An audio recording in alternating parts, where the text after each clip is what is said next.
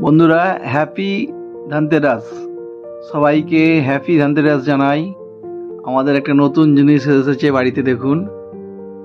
আগেকার দিনের যে ল- লম্ফ বলা হতো, মানে তেলে জ্বলতো, এটা ঠিক সেরকমই জিনিস একটা। তেলেতে জ্বলছে এটা। খুব সুন্দর জিনিস, দেখুন বন্ধুরা। আপনাদের সবাইকে দেখছি, যদি জিনিসটা ভালো লাগে একটু দেখুন, লাইক শেয়ার করবেন। সবাইকে শুভ ধনতেরাস, হ্যাপি ধনতেরাস। এই যে দেখুন,